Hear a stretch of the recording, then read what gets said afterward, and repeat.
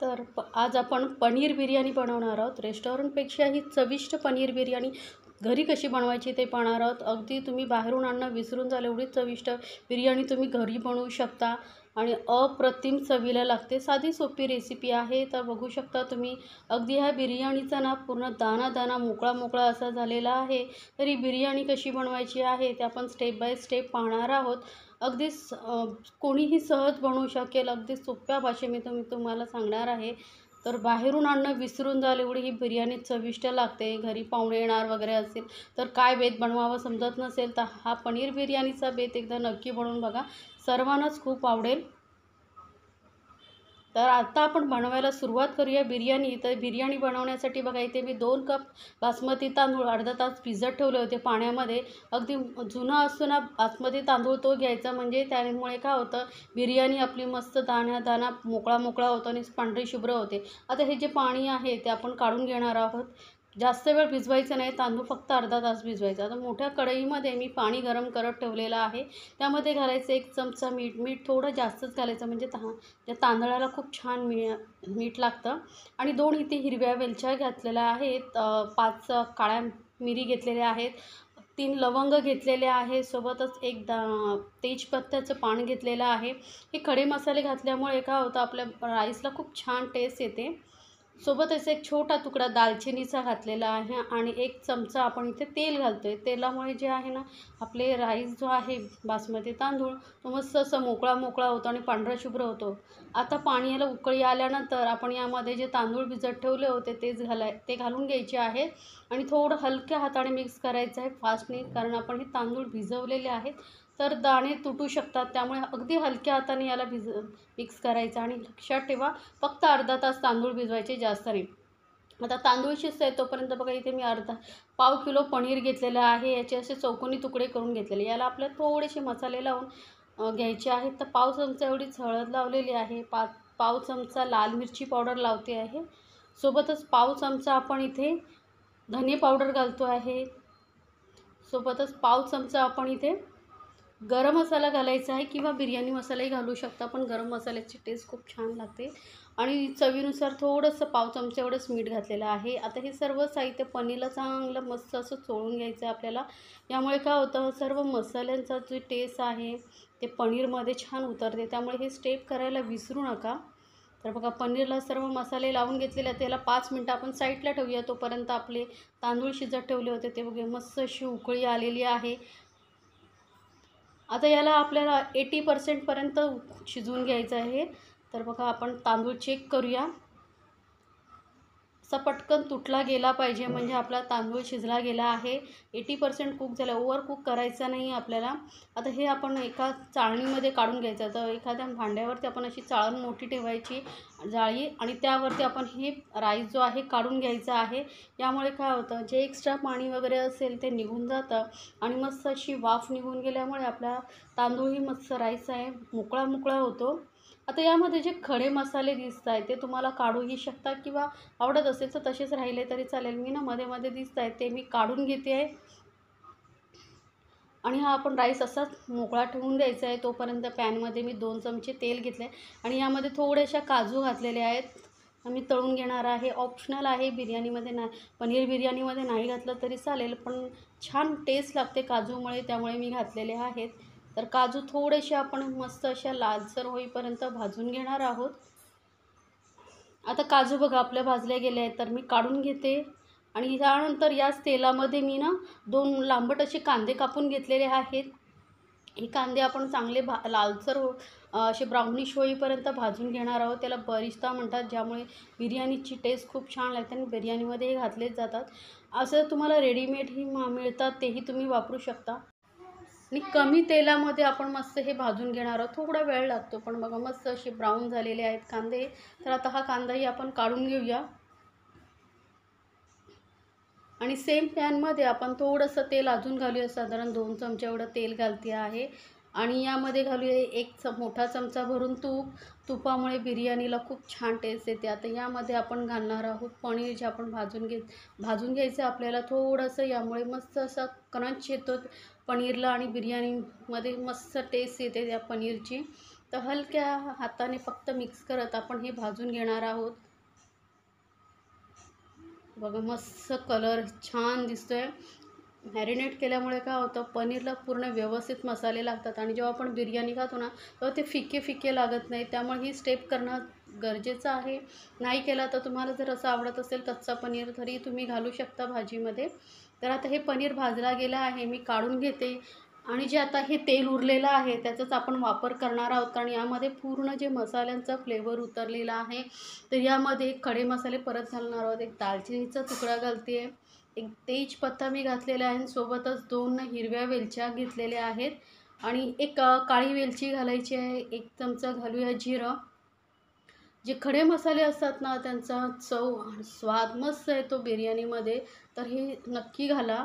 थोडंसं हलकंसं भाजून घेतल्यानंतर यामध्ये 2 कांदे मी एकदम बारीक कापून घेतलेले आहेत ते घालायचे आहेत। कांदाही आता मस्त असं आपण भाजून घेणार आहोत।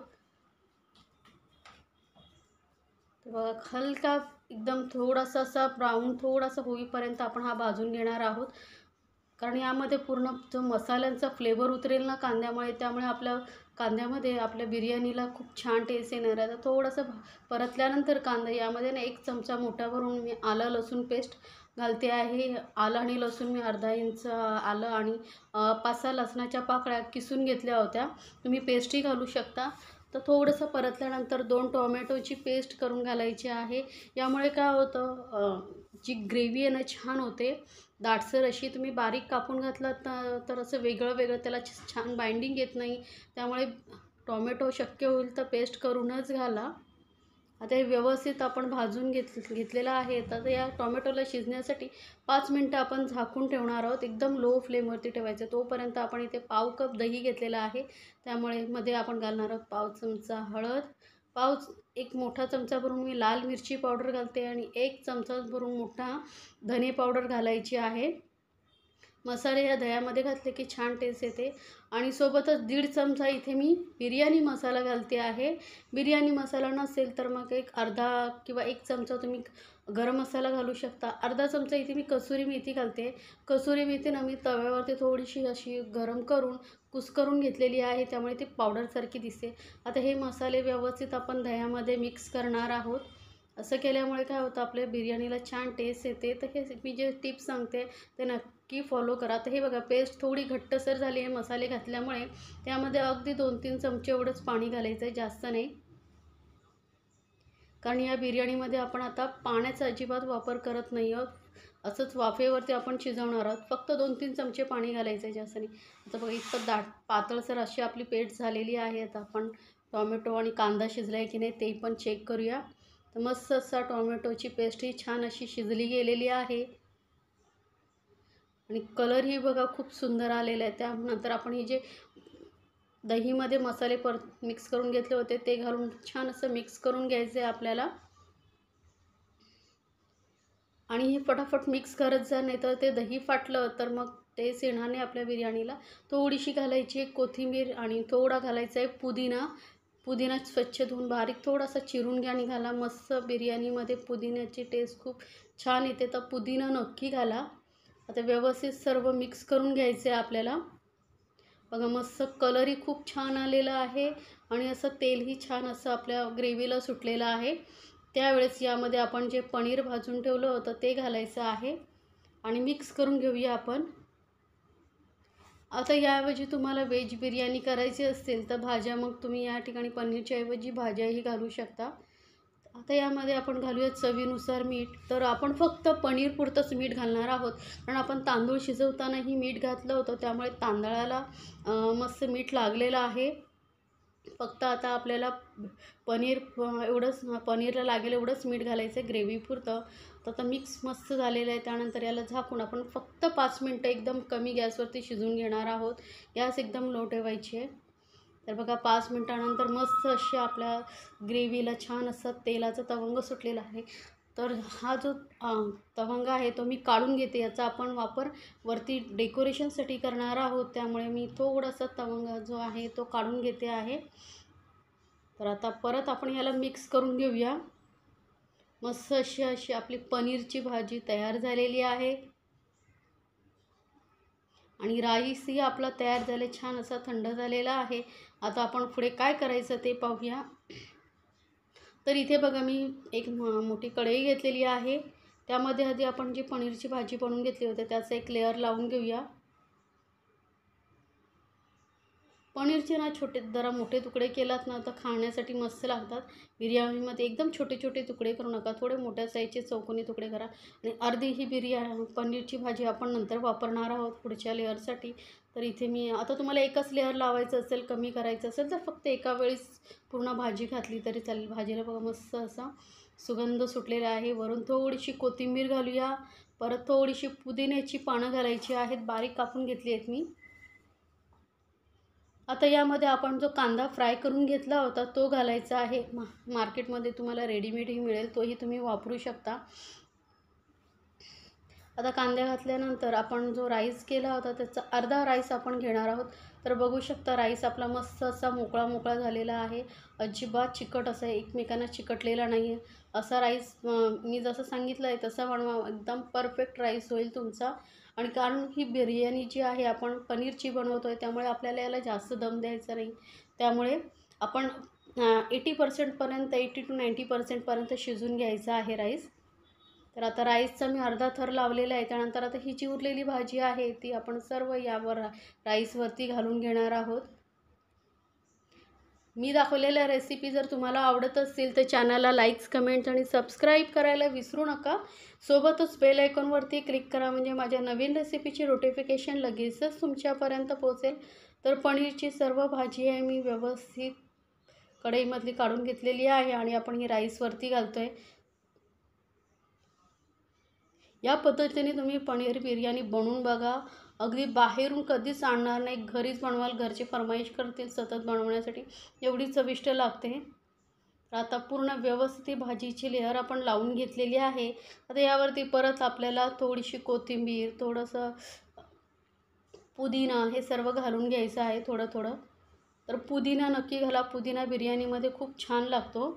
तर पुदिन्याची पानंही मी बारीक चिरून थोडी घेतलेली आहेत. आता परत वरून थोडंसं पुदिना घातल्यानंतर आपण घालणार आहोत कांदा. आता तुम्हाला हा कांदा फ्राय केलेला आवडत नसेल तर नाही घातला तरी चालेल. तर थोडासा जास्त मी घालते, मला आवडतो कांदा हा बारीक फ्राय केलेला ब्राऊन कांदा. आता यामध्ये आपण घालणार आहोत घी जरूर घाला. घीमध्ये बनवलेली बिर्याणी खूप छान लागते. तर एक मोठा चमचा भरून मी घी घातलेला आहे, पूर्ण व्यवस्थित घी वरून घातलेला आहे. आणि जशी रेस्टॉरंटसारखा टेस्ट येण्यासाठी आपण इथे घालतो आहे इसेन्स. तर इथे मी रोज इसेन्स घेतलेला आहे. थोडंसं अर्धा ते पाव चमचा एवढं इसेन्स मी थोडं बूंदवर आपण थोडं असं टाकून घेणार आहोत. अगदी तुम्ही रेस्टॉरंटसारख्या बिर्याणीचा टेस्ट येणार नसेल तर मग केवडा इसेन्स घालू शकता किंवा वरून आता मी काजू लावते. केवडा इसेन्स नाही तर मग थोडंसं केशर आहे दुधामध्ये भिजून तेही घालू शकता. पण इसेन्स घालून नक्की बघा, खूप छान स्वाद येतो. आता उरलेला जो राईस आहे तोही आपण घालून घेणार आहोत. पूर्ण मस्त असं लेअरिंग द्यायची आहे. पूर्ण राईस मी घेतलेला आहे घालून यावरती. कढई आपण आता ही कढई पातळ आहे त्यामुळे देण्यासाठी बिर्याणीला दम देण्यासाठी काय करावं तेही मी तुम्हाला पुढे सांगणार आहे. असं जाडबुडाचीच कढई पाहिजे असं काही नाही आहे. तर मी तुम्हाला पुढे सांगणार आहे काय करायचं आहे. आता वरून आपण कांदा लावून घेतलेला आहे. त्यानंतर मी काजूचे फ्राय केलेले जे काजू आहे त्या थोड्या लावते, दिसायलाच आणि चवीला अप्रतिम असतात. तर काजूही आपले लावून झाल्यानंतर आपण इथे परत आता कोथिंबीर आणि पुदिना वरून घालून घेणार आहोत. बघा मस्त असं दिसायला जेवढं सुंदर आहे ना तेवढंच चवीला अप्रतिम. आता आपण एक चमचा मोठा भरून परत घी घालून घेणार आहोत. थोडं वरून व्यवस्थित घी घालायचं आहे. तर घी जरूर घाला. बिर्याणीमध्ये जेवढं घी घालाल तेवढी बिर्याणी तुमची चविष्ट होणार आहे. आता परत थोडं इसेन्स मी वरून अजून घालते आहे. टोटल आपण 1 चमचा इसेन्स घातलेला आहे. पहिला अर्धा चमचा आणि आता अर्धा चमचा. आणि जे आपण मगाशी भाजीमधलं थोडंसं वरचं जे तेल काढून घेतलं होतं ते घालते मी पूर्ण वरती असं. त्यामुळे ना मस्त असं कलरही येतो आणि दिसायलाही खूप सुंदर दिसते बिर्याणी. याऐवजी तुम्ही मग केशर दुधामध्ये भिजवलेला घालू शकता. आता आपण याला दम देण्यासाठी बिर्याणीला मी इथे फॉईल पेपर लावते आहे, कारण जी वाफ असते ती बाहेर गेली नाही पाहिजे. तर आपण काही लोक जे आहेत ते गव्हाचं पीठ लावून ते गव्हाचं पीठ बनवून पूर्ण झाकणाला असं लावतात. पण एवढं करण्यापेक्षा आपण इथे बटर फॉईल पेपर लावायचं, कारण हे बघा वरती होल आहे, त्यातून हवा जाऊ शकते. आता आपलं पॅन जे आहे पातळ आहे, त्यामुळे मी तवा ठेवला आणि त्यावरती हे पॅन ठेवून आपण फक्त 10 मिनटं याला दम देऊन घेणार, ते एकदम लो फ्लेमवरती. तर 10 मिनटं झालेली आहेत. आपण बिर्याणी चेक करूया. मस्त अशी दम बिर्याणी, आपली पनीर बिर्याणी तयार झालेली आहे. बघा किती सुंदर दिसते आणि चवीला तेवढीच अप्रतिम झालेली आहे. अगदी दाना दाना मोकळा तुम्हाला दिसत असेल. किती छान अशी लेअरिंग पण आलेली आहे. भाजी एकदम, राईस पण एकदम व्हाईट असं झालेलं आहे. तर ही बिर्याणीची रेसिपी तुम्हाला कशी वाटली मला कमेंट्समध्ये जरूर सांगा. तर आपण आता प्लेटमध्ये काढून घेऊया. गरम गरम बिर्याणी मिक्स करू नका, साईडने थोडं थोडं काढत घ्या, कारण लेअर जे येतात ना त्यामुळेच बिर्याणी दिसायला खूप सुंदर दिसते. तर मस्त अशी गरम गरम चमचमीत टेस्टी पनीर बिर्याणीची रेसिपी तुम्हाला आवडली असेल तर चॅनलला लाईक्स, कमेंट्स आणि सबस्क्राईब करायला विसरू नका. सोबतच बेल आयकॉनवरती क्लिक करा, म्हणजे माझ्या नवीन रेसिपीची नोटिफिकेशन लगेचच तुमच्यापर्यंत पोहोचेल. आणि रेसिपी आवडली असेल तर तुमच्या फ्रेंड सर्कलमध्येही जरूर शेअर करा, म्हणजे त्यांनाही या छान छान रेसिपीचा आनंद घेता येईल. तर बघू शकता किती छान अशा लेअर आलेल्या आहेत आपल्या बिर्याणीला. तर झटपट बनवा आणि आपल्या फॅमिलीसोबत एन्जॉय करा गरमागरम पनीर बिर्याणी. तुम्हाला बिर्याणी कशाबरोबर खायला आवडते तेही मला सांगा.